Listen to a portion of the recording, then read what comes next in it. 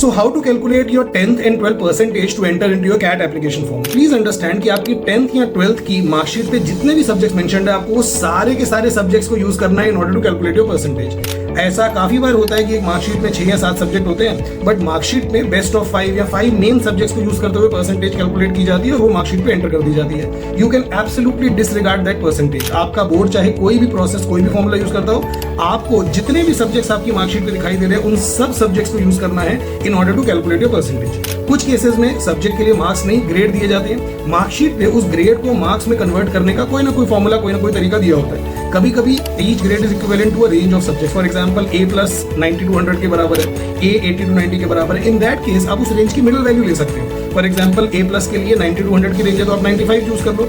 इसी तरीके से बाकी ग्रेड्स के लिए भी मार्क्स कैलकुलेट देखिए और परसेंटेज कैलकुलेट कर लीजिए। कभी कभी ऐसा भी होता है कुछ मार्कशीट्स पे कि कुछ सब्जेक्ट्स के मार्क्स दिए होते हैं और कुछ के ग्रेड दिए होते हैं, तो जिनके मार्क्स दिए हैं उनके मार्क्स यूज करिए, जिनके ग्रेड दिए उनको मार्क्स में कन्वर्ट करिए और अपनी परसेंटेज निकालिए। हाँ, अगर आपकी मार्कशीट पे ग्रेड्स को मार्क्स में कन्वर्ट करने का कोई तरीका कोई फॉर्मूला नहीं दिया तो उन ग्रेड्स को आप इग्नोर कर सकते हैं।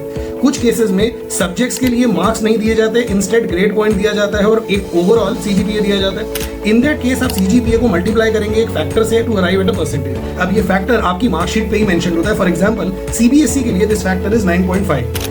अब अगर आपके मार्कशीट पे कोई ओवरऑल सीजीपीए मेंशन नहीं है बट हर सब्जेक्ट के लिए एक इंडिविजुअल ग्रेड दिया हुआ है, किसी के लिए 8, किसी के लिए 9, किसी के लिए 7, तो आप इन सारे ग्रेड्स का एवरेज निकाल लीजिए और उस एवरेज को मल्टीप्लाई कर लीजिए उस फैक्टर से जो आपकी मार्कशीट पे मेंशन है। अगर आपकी मार्कशीट पे कोई ऐसा फैक्टर मेंशन नहीं है, in that case please contact your board. काफी बार बोर्ड्स की वेबसाइट पे ये कन्वर्जन फॉर्मूला मेंशन होता है। In the rarest of the rare case कि अगर आपका बोर्ड एडमिट करता है कि हमारे पास कोई कन्वर्जन फॉर्मूला नहीं है, वैसे तो ऐसा होगा नहीं, बट अगर ऐसा होता है इन दैट केस आप अपने सीजीपीए को 10 से मल्टीप्लाई कर सकते हैं in order to get to the percentage. Subscribe to our channel to get more informative videos about CAT and other MBA entrance exams. Let's arambh.